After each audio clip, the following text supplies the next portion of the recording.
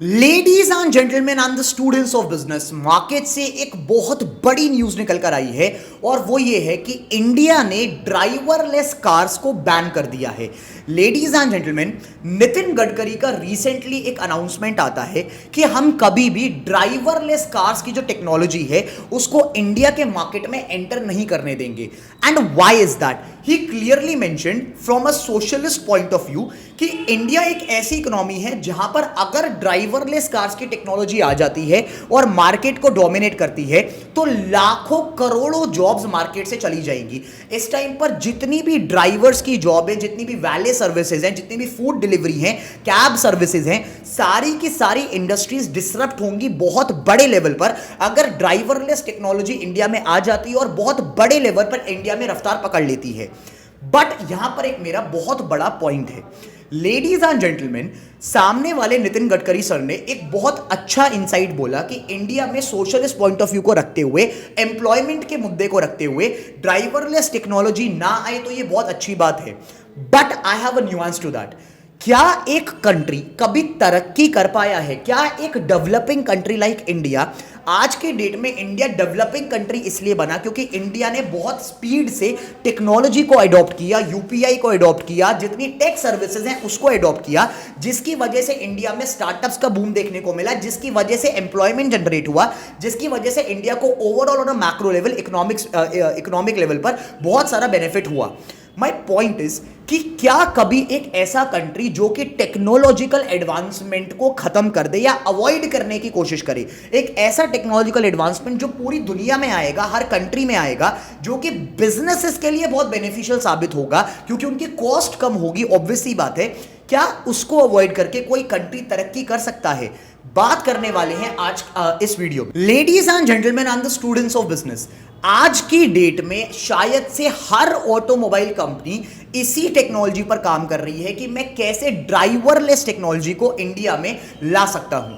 हम सबको पता है कि ये टेक्नोलॉजी ऑलरेडी वेस्ट के मार्केट्स में बहुत बड़े लेवल पर है। स्पेशली अगर मैं एग्जांपल कोट करूं टेस्ला का, तो टेस्ला ने तो इस मॉडल को काइंड ऑफ एक इनोवेट ही करा है। फर्स्ट मूवर एडवांटेज टेस्ला के पास था और टेस्ला के देखते देखते इसकी टेक्नोलॉजी की वजह से टेस्ला ने बहुत इनक्रेडिबल सेल्स निकाली, मार्केट में अपनी एक बहुत बड़ी ब्रांड वैल्यू क्रिएट करी और इसी चीज को कॉपी करने के चक्कर में, इसी टेक्नोलॉजी के चक्कर में बाकी सारी ऑटोमोबाइल कंपनीज को भी फोर्स होना पड़ा कि अब उनको भी वाली टेक्नोलॉजी अपनी कार्स में इनकॉर्पोरेट करनी पड़ेगी, इस टेक्नोलॉजी को बिल्ड करना पड़ेगा।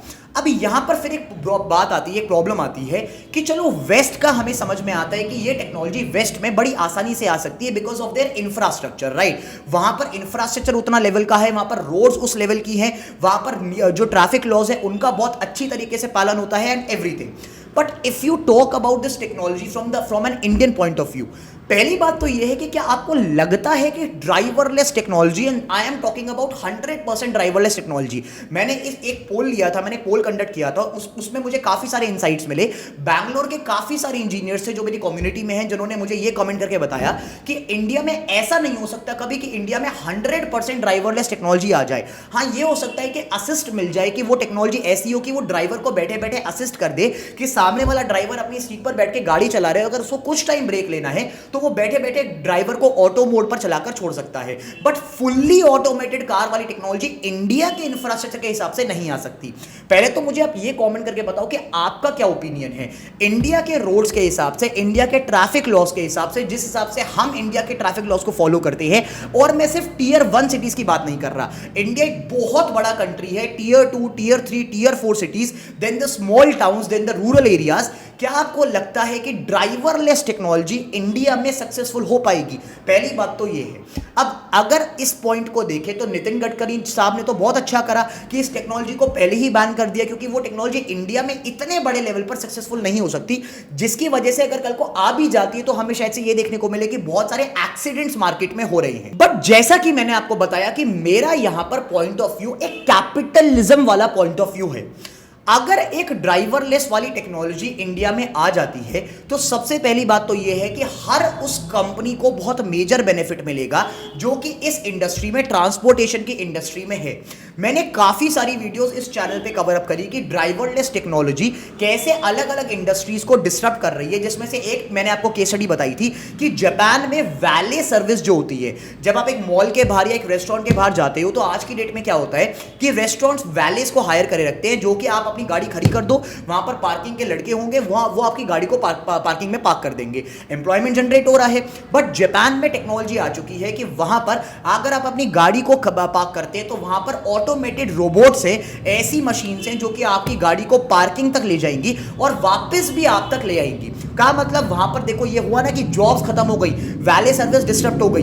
पॉइंट ये है मेरा कि इंडिया में अगर ये वाली इंडस्ट्री आती है और ये टेक्नोलॉजी बहुत अच्छी तरीके से, अच्छे सक्सेस रेट के साथ आती है, तो इंडिया में काफी सारी ऐसी इंडस्ट्रीज जैसे मैंने अभी आपको बताया, cab service market, right, food delivery का स्पेस जहां पे लाखों लोग काम कर रहे हैं, इंडिया की ट्रांसपोर्टेशन इंडस्ट्री जहां पर करोड़ों लोग काम कर रहे हैं, सारी इंडस्ट्रीज हाई लेवल पर डिस्टर्ब होंगी, जिसकी वजह से ऑब्वियस ही बात है मास अनएम्प्लॉयमेंट होगा। लेकिन कैपिटलिस्ट माइंडसेट की तरफ अगर देखें, कैपिटलिज्म की तरफ अगर देखें, तो कंपनीज को तो बेनिफिट हो रहा है, कंपनीज की कॉस्ट जो होंगी वो ऑब्वियस ही बात है कम होंगी।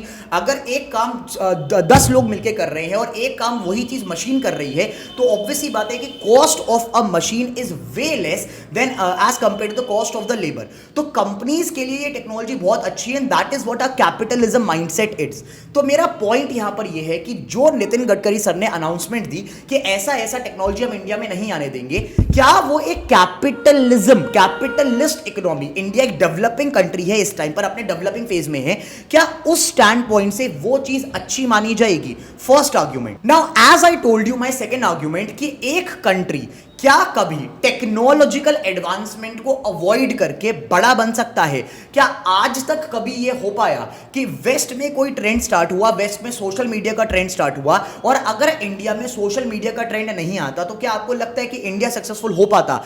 वेस्ट में फूड डिलीवरी का कल्चर स्टार्ट हुआ, उसी की वजह से इंडिया में वो स्टार्टअप्स ने कॉपी करा, जिसकी वजह से Zomato, Swiggy and all the startups बने, जिसकी वजह से अगेन एम्प्लॉयमेंट जनरेट हुआ, राइट। क्या कभी ऐसा हो सकता है कि एक टेक्नोलॉजिकल एडवांसमेंट को अवॉइड करके एक कंट्री, इंडिया की तरह एक डेवलपिंग कंट्री जिसका एक सपना है कि $5 ट्रिलियन इकोनॉमी होनी चाहिए, वर्ल्ड का 3rd लार्जेस्ट इकोनॉमी बनना है हमें कुछ सालों में, क्या ये हो सकता है एक टेक्नोलॉजिकल एडवांसमेंट को अवॉइड करके? Do comment down your analysis, your insights about this second question and let me know. This was Shaurya Kaushik signing off from today's case study. अगर आपको वीडियो पसंद आई तो please hit the like button, subscribe to the channel, hit the bell icon. अगर आपको ऐसी ही business case studies, finance case studies और देखना पसंद है, इस चैनल पे हम बहुत इंटरेस्टिंग कंटेंट कवर अप करते हैं, बहुत value driven content cover up करते हैं। So please subscribe to the channel, hit the bell icon अगर आपको ऐसा ही कंटेंट और देखना है। This was Shaurya Kaushik signing off from today's video. I'll see you guys in another business case study very soon. Till then, stay tuned, take care.